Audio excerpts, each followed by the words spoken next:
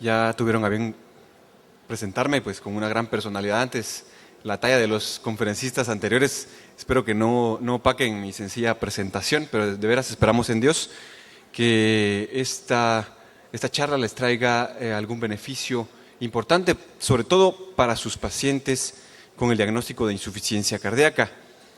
Y bueno, no vamos a tocar mucho detalle, pero sí tenemos que recordar algunos aspectos importantes de que en qué nos estamos enfrentando, a qué nos estamos enfrentando en la insuficiencia cardíaca, que prácticamente es una sintomatología englobada principalmente por datos de dificultad para respirar, disnea, fatiga, a los esfuerzos como sus síntomas iniciales más importantes.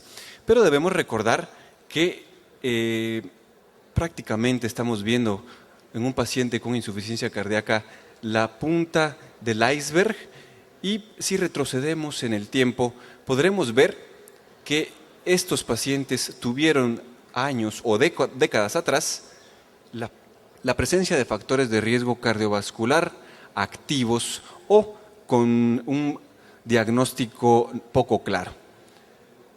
Pues estos pacientes, como sabemos, pueden tener progresión hacia un evento índice cardiovascular más importante, como lo son los síndromes coronarios agudos, que muy bien hablaba el doctor Guzmán en la charla anterior, o los eventos índices podrían considerarse los mismos factores de riesgo, pero con un tratamiento subóptimo, como por ejemplo la glucosa muy mal controlada, con una hemoglobina glucosilada muy por arriba de las metas, o hipertensión de difícil manejo o con mal apego por parte del tratamiento, del paciente. Y bueno, pues entramos al círculo vicioso en donde el siguiente paso es el remodelamiento estructural cardíaco y periférico para la progresión hacia cuadro clínico y también progresión en el daño estructural cardíaco y periférico con probables eventos nuevos cardiovasculares, permanencia de otros factores de riesgo o su aparición. Y bueno, veremos entonces que estos factores de riesgo fueron la piedra en el camino que nos hizo tropezar y prácticamente caer en esta imagen que muy bien describe Braunwald desde los años 90, que es el continuo cardiovascular y que a mí me fascina presentar en todas las diapositivas porque es muy, muy esquemática y fácil de comprender. Y es que los pacientes con factores de riesgo están o estamos por acá. Por ejemplo, no sé cuántas personas acá sean hipertensos, tengan dislipidemia, tengan diabetes o prediabetes, tengan síndrome metabólico, hiperuricemia, etcétera, etcétera. Estamos, con respecto al tiempo de nuestra vida, no sabemos cuántos años tenemos con este diagnóstico, algunos sí se sabe correctamente y claramente, pero es cuestión de un poco de tiempo y un poco de sacrificio para que entremos prácticamente en la aceleración de las diferentes fases del continuo cardiovascular y por ende caer en este pequeño precipicio que podría llevarnos ya sea a la muerte súbita, temprana o a la insuficiencia cardíaca. Lo importante acá que debemos pensar para nosotros y para nuestros pacientes es que debemos tratar de evitar que esta caída sea muy estrepitosa y que nos lleve hacia la insuficiencia cardíaca terminal. Porque si lo volvemos a relacionar con respecto al tiempo en años, estamos viendo acá que prácticamente un paciente con diagnóstico de insuficiencia cardíaca, ¿sí?, está ya mermado su pronóstico de vida. Entonces, tenemos ya desde nuestras clínicas de atención primaria en salud pacientes que están dentro de la clasificación del American Heart y del Colegio Americano de Cardiología en un estadio temprano de la insuficiencia cardíaca. Porque si recordamos, según la definición, el simple hecho de tener factores de riesgo cardiovascular sin eventos índice cardiovasculares duros ya nos tiene como un paciente estadio A de insuficiencia cardíaca. Entonces, apropiémoslo para nosotros. Le vuelvo a recordar, no sé cuántos de acá ya estemos con hipertensión arterial, con diabetes mellitus. Ya estamos en un estadio A de insuficiencia cardíaca. Bueno, si progresamos en el tiempo y en eventos índice cardiovasculares, pues veremos que el estadio B ya pues prácticamente hay evidencia de un daño estructural en el miocardio, y el estadio C ya pues necesita tratamiento debido a los síntomas que habíamos mencionado, y el estadio D necesita terapias alternativas como lo son cardiodesfibrilador, resincronizador, trasplante cardíaco, etcétera, etcétera. Entonces, acá una de las también diapositivas muy impactantes y que nos sirve mucho a nosotros, los que atendemos enfermedades cardiovasculares, para que se den cuenta el impacto que tiene el decirle a una persona: mire, usted tiene insuficiencia cardíaca, especialmente cuando ya tiene disfunción sistólica, y es que ya está muy bien definida desde hace varias décadas, si podemos ver acá, cómo prácticamente la sobrevivencia a 3 años en los pacientes con insuficiencia cardíaca es muy inferior inclusive a aquellos que tienen cáncer de mama y cáncer de próstata. Prácticamente solo nos gana el cáncer de pulmón, pero si recordamos, ambas patologías tienen algunos factores en común, especialmente la exposición al tabaco. Entonces, ustedes ya harán ahí las conexiones lógicas del caso. 2 principales causas de muerte que hacen que nuestros pacientes con insuficiencia cardíaca caigan dentro de este mal pronóstico de supervivencia son estas. Una es la aparición de arritmias ventriculares, que dentro de la mayor parte del gremio médico se conocen como arritmias malignas, o la progresión de la insuficiencia cardíaca hasta la dependencia de inotrópicos intravenosos, la necesidad de soporte ventilatorio y prácticamente la falla no recuperable del miocardio. ¿Qué factores son los mayores o de más impacto que nosotros debemos tener en cuenta en nuestros pacientes como para sospechar de que tienen muy alto riesgo de presentar estas complicaciones? Es cuando a nuestros pacientes con factores de riesgo y eventos índices previos le documentamos en un ecocardiograma una fracción de expulsión ya importantemente deteriorada, especialmente cuando está por debajo de 35 a 30%. Dependiendo de la literatura que se consulte, pero especialmente abajo de 30%. De acá entonces el énfasis que hacemos de que debemos incidir en el tratamiento con un adecuado armamento y arsenal, que ya mencionaba el doctor Montenegro en una charla anterior, porque existen muchos medicamentos que debemos utilizar desde que el paciente tiene factor de riesgo y supervisión de que esté consumiéndolos adecuadamente. Los fármacos antihipertensivos, hipolipemiantes, los fármacos hipoglucemiantes o sustitutos de insulina, etcétera, etcétera. Igual, hay algunos medicamentos que tienen un efecto benéfico ya en la fase de remodelamiento, especialmente si recordamos que queremos modular el entorno neurohumoral del paciente, especialmente el sistema renina-angiotensina-aldosterona y el sistema simpático.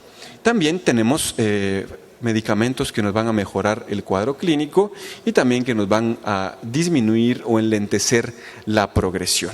Muy importante no olvidar, así como mencionaba el doctor Ismael Guzmán, que los eventos índices tienen tratamiento específico.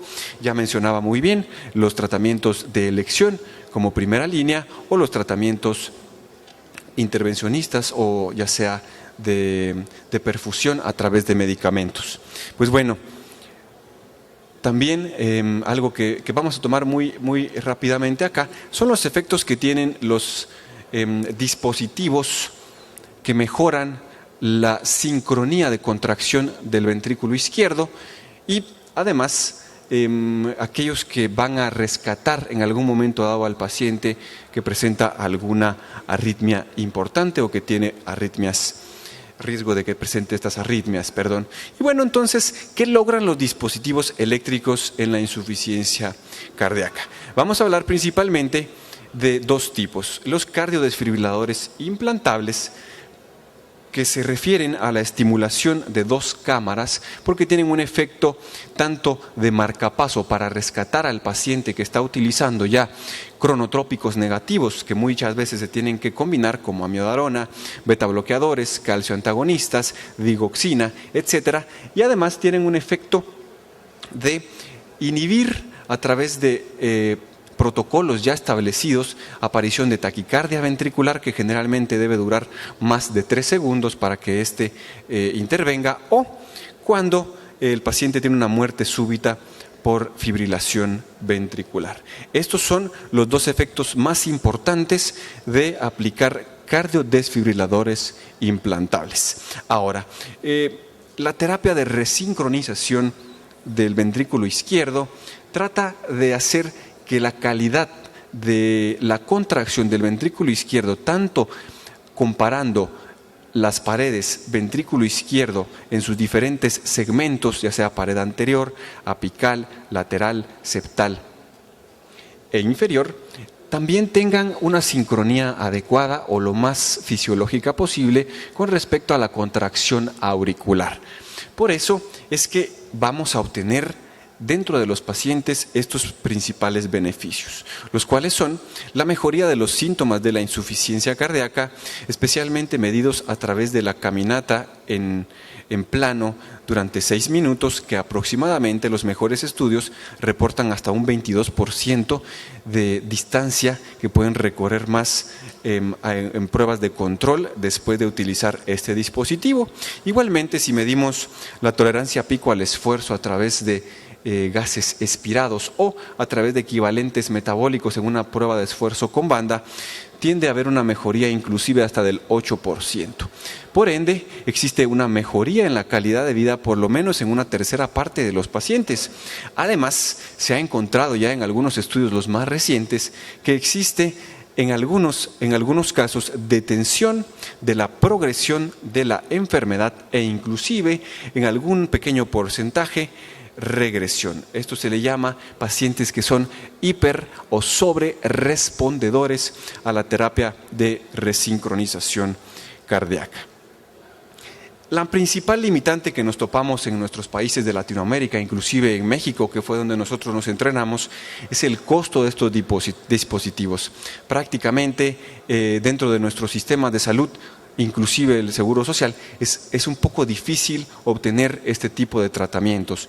En el último año hemos logrado, cumpliendo criterios muy bien estudiados, que aproximadamente 4 de nuestros pacientes en el Seguro Social obtengan tanto el beneficio de cardiodesfibrilador como terapia de resincronización cardíaca, que en los últimos años, y que es lo que se está estudiando, es lo que viene a influir importantemente, que se combinen las dos terapias, una para disminuir la muerte súbita y la otra para mejorar la calidad de vida.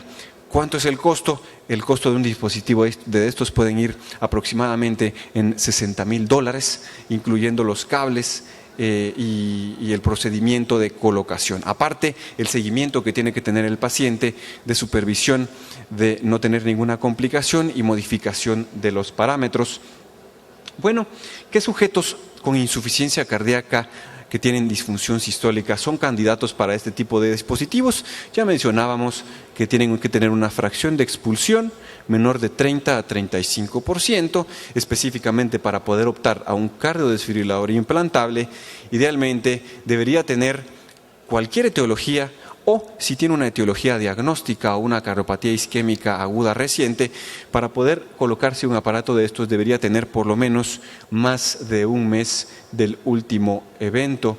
Muy importante recordar que el paciente, antes de optar a esto, tiene que tener un adecuado tratamiento médico, es decir, el mayor número de medicamentos que influyan dentro de la progresión y la remodelación que implica la insuficiencia cardíaca, y que este haya sido el óptimo, tanto en dosis como en apego del paciente.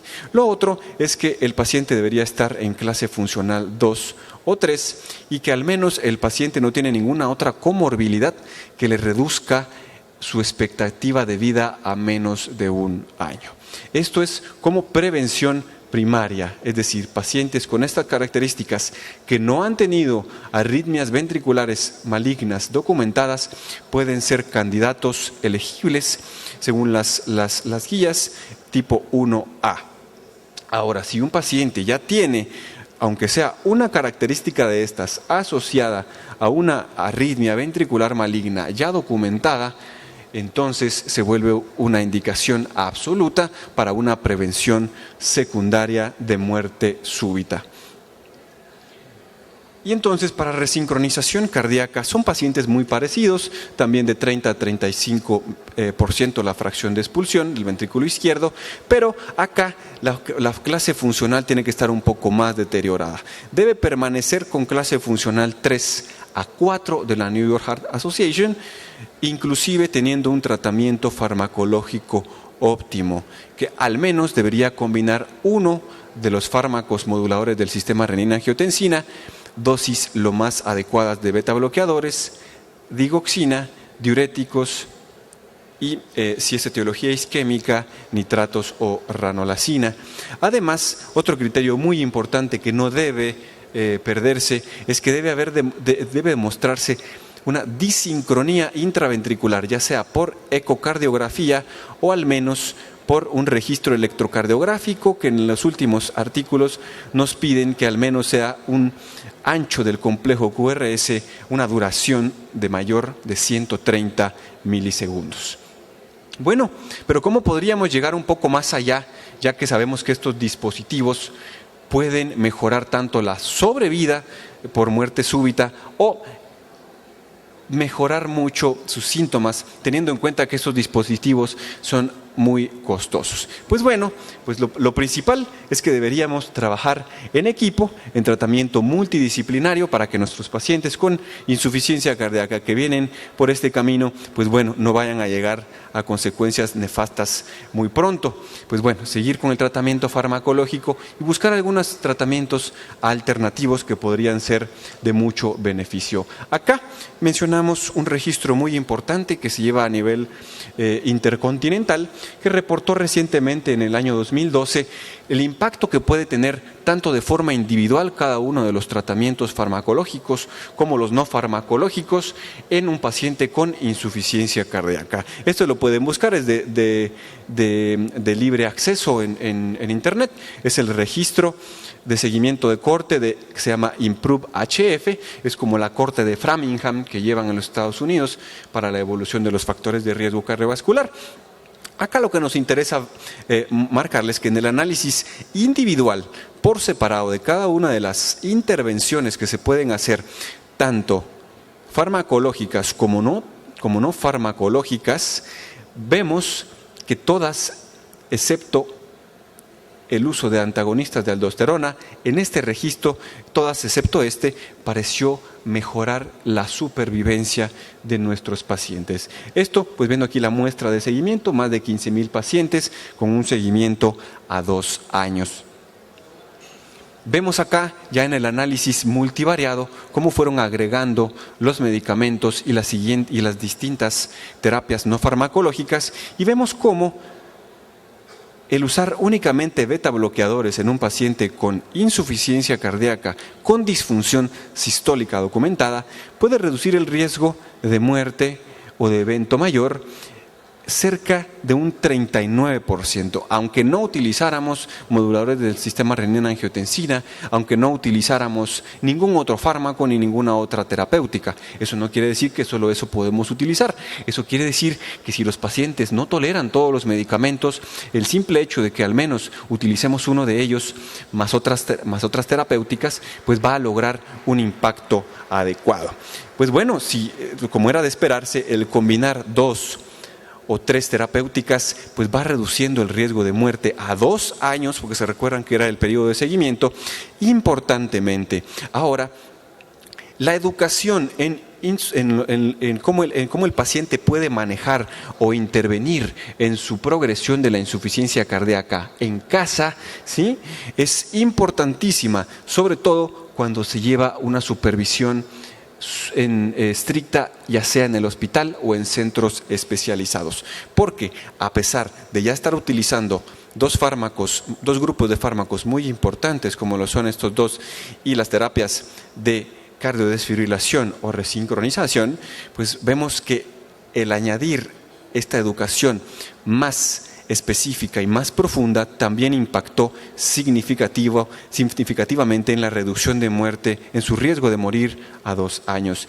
Inclusive, ya combinando todo esto, reduciendo cerca del 81% de riesgo de muerte a los 2 años. ¿Cómo funciona esta educación en el paciente con insuficiencia cardíaca? Específicamente en este grupo es donde más beneficios se ha visto, y es que debemos incidir especialmente en 4 esferas. Uno es la intervención nutricional. No dejar a la deriva en que los pacientes deben intentar la reducción de peso, modificaciones en el consumo de sal, modificaciones en el consumo de carbohidratos para modificar el adecuado control de la glucosa, así como detección de problemas psicológicos o psiquiátricos, porque después vamos a ver qué tanto impactan en ellos, especialmente el padecer de depresión clínica. Ahora, donde podemos intervenir directamente nosotros es en la prevención secundaria a través de reforzar cómo puede modificar sus factores de riesgo. Y en donde nosotros podemos incidir más directamente es en que el paciente con insuficiencia cardíaca y disfunción sistólica tenga un ejercicio supervisado a través de una prescripción personalizada para cada uno de los individuos, porque algunos pueden desarrollar arritmias durante el esfuerzo, algunos pueden desarrollar hipotensión durante el esfuerzo, algunos otros pueden sobreentrenarse y debe de modificarse la intensidad del esfuerzo de una forma más fina. ¿Con qué objetivo? Pues el objetivo es que en el seguimiento a largo plazo podamos ofrecerle al paciente en una fase intensiva que puede durar hasta 6 meses, obtener que el paciente tenga la mayor calidad de ejercicio. ¿Con qué objetivo? Con el objetivo de disminuir tanto la remodelación y la progresión de su enfermedad que lo llevó a la insuficiencia cardíaca. Ahorita en las diapositivas previas, mejor dicho en las diapositivas posteriores, vamos a hablar en más detalle de esto. Y entonces vemos acá un recordatorio, tenemos tratamientos farmacológicos que pueden influir en cada una de las fases de los pacientes que tienen insuficiencia cardíaca.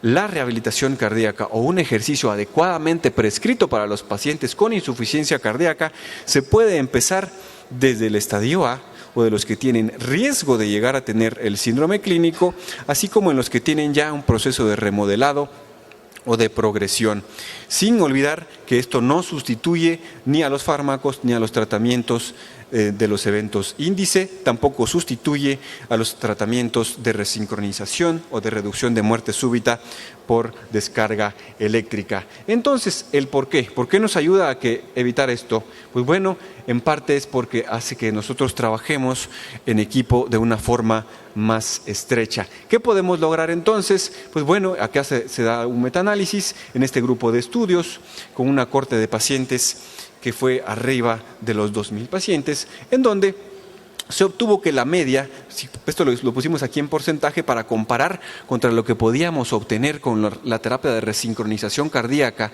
que era más o menos un 8% de la mejoría de la tolerancia pico al esfuerzo. Lo que podemos obtener con un ejercicio adecuadamente prescrito, llevado y progresado, podemos subir en un promedio hasta un 15% de la tolerancia pico al esfuerzo y por ende mejorar su calidad de vida.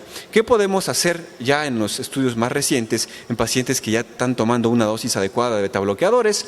Vemos acá que tienen en este estudio que reportaron pacientes con masculinos en un 75%, ya con betabloqueadores y con una fracción de expulsión muy baja y con un diámetro diastólico muy dilatado, pues vemos en el seguimiento que puede mejorarse no solamente la tolerancia al esfuerzo, si vemos la barra previa contra la barra post-entrenamiento, en este seguimiento fue de varias semanas, comparado contra el que no hubo mejoría en los pacientes que no tuvieron supervisión en la forma de hacer ejercicio en esta patología. Además, la carga pico de esfuerzo tolerada fue mucho más alta en los pacientes que llevaron ejercicio supervisado.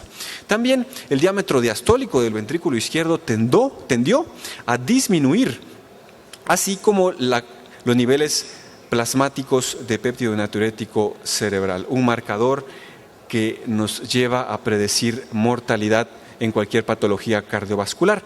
Acá, parte de la explicación de por qué disminuye un poco más la dilatación del ventrículo izquierdo es porque se le han achacado efectos antirremodelamiento. En este estudio, realizado en el 2003, en 89 pacientes con insuficiencia cardíaca de múltiples causas, con una fracción de expulsión importantemente disminuida, si ven acá, pacientes entre 53 a 67 años de edad, después de haberse sometido a ejercicio supervisado por aproximadamente 2 meses, tuvieron una comparación ecocardiográfica y se evidenció importante reducción en el volumen diastólico medido en mililitros indexado para la superficie corporal, si lo comparamos contra aquellos que solamente se les sugirió caminar en casa. También hubo una tendencia a mejorar la fracción de expulsión, algo que generalmente no se logra con el simple hecho de utilizar fármacos, que sí se puede utilizar en algunos pacientes, pero sí se puede lograr con algunos pacientes que utilizan terapia de resincronización. Acá el score de medición de la calidad de vida, pues prácticamente esto lo que mide es el deterioro de la calidad de vida. Disminuyó importantemente en los pacientes que tuvieron supervisión en su ejercicio y prácticamente se mantuvo igual en los que no. ¿Qué podemos hacer en el entorno neuromoral y el comportamiento hemodinámico? Pues vemos una tendencia a disminución de las concentraciones de norepinefrina plasmáticas y disminución de la actividad de la enzima convertidora de angiotensina. Importante reducción. Así, también una tendencia a la baja en la presión arterial media, que es un marcador importante en los pacientes con insuficiencia cardíaca que tienen altas resistencias vasculares periféricas. El gasto cardíaco que se mantiene igual no se modifica importantemente. Acá lo que decíamos, disminución de las resistencias vasculares periféricas, una mayor calidad del volumen expulsado y una tendencia a la baja de la frecuencia cardíaca. Ahora que está de moda, que uno de los parámetros a los que tenemos que llevar a nuestros pacientes con insuficiencia cardíaca es a que tengan una frecuencia cardíaca inferior al 70%, siempre y cuando no tengamos deterioro de los síntomas. Acá, medición del flujo de la arteria braquial, una diapositiva que pareciera muy cargada, pero que el resumen es que analizando los dos ejes, el eje horizontal, que es el flujo medido por ultrasonografía, y acá el porcentaje de la variación del factor de von Willebrand, se ve como después de un tratamiento supervisado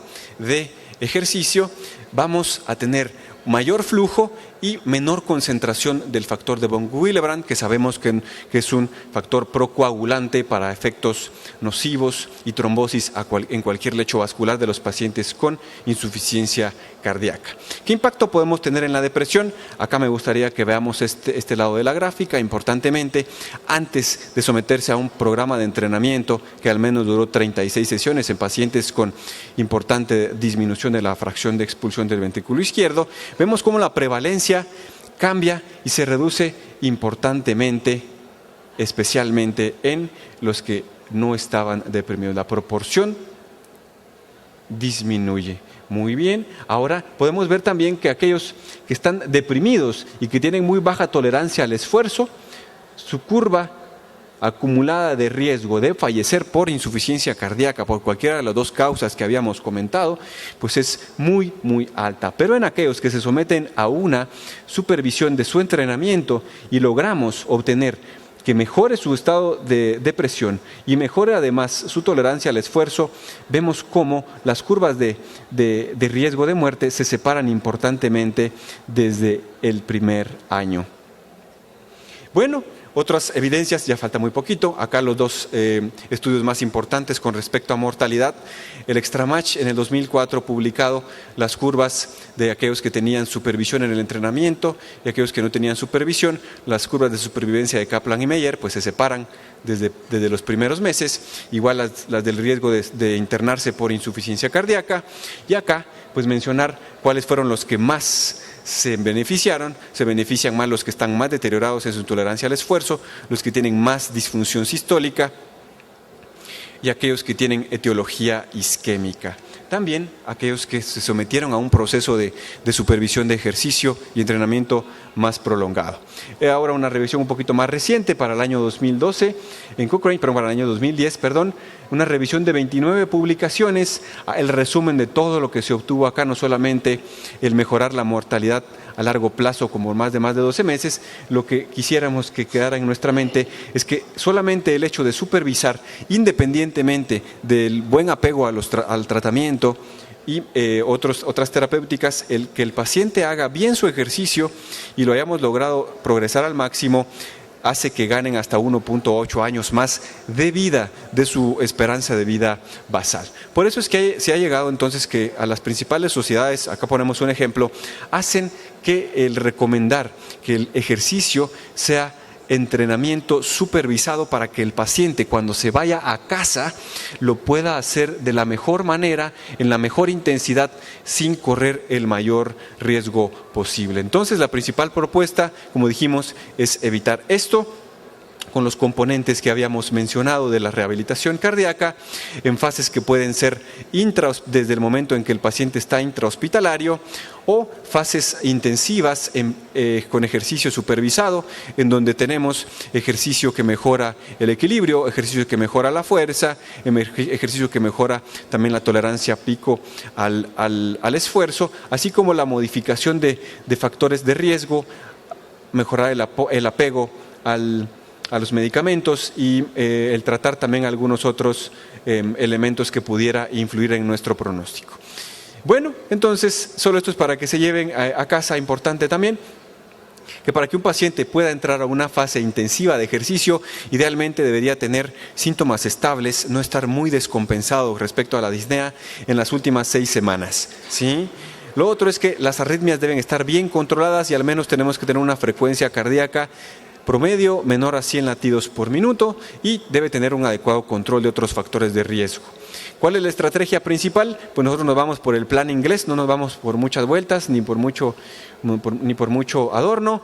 Principalmente lo que nosotros buscamos es mejorar la tolerancia al esfuerzo utilizando una incidencia o un estímulo basal a partir de una prueba de esfuerzo, moduladores de la enzima convertidora angiotensina o ARA2, terapia de resincronización, bloqueadores de aldosterona, uso de digoxina. No debemos olvidar que si le damos todo este arsenal, debemos enseñarle al paciente a caminar y que camine no solamente con sus pies descalzos. Debemos enseñarlo a calidad para que sobrelleve el peso de la patología que ya adquirió. En resumen, un ejercicio bien prescrito, bien llevado y bien progresado nos puede tener beneficios en todos estos aspectos, no solamente a nivel cardiovascular, sino a nivel del sistema nervioso, adaptaciones periféricas, etcétera. ¿Qué me gustaría que se llevaran a casa? Es que los pacientes con insuficiencia cardíaca son excelentes candidatos para un programa de rehabilitación. Se necesita una valoración previa para una adecuada prescripción e impacta principalmente en la calidad de vida, en la depresión y en la rehospitalización. Es preferible iniciarlo con el paciente estable y aplicar más tiempo de supervisión. Y por último, solo unas palabras de la mujer más admirada del siglo pasado. Recuerden, sobre todo en nuestros pacientes con insuficiencia cardíaca que tienen ya muy poco pronóstico con respecto al tiempo de vida, es que el día más bello que podemos tener todos es hoy. El obstáculo más grande es el miedo especialmente a querer optar a nuevas alternativas o a nuevos tratamientos. La peor derrota, el desaliento, que nos dejemos vencer por el diagnóstico de insuficiencia cardíaca, por ejemplo, o diabetes. Y la fuerza más potente es la fe, que no es nada más que la certeza de lo que no se ve, como nos dice nuestro Papa en este año. Y bueno, no sé si tienen alguna pregunta, estamos para servirles. Que Dios les bendiga.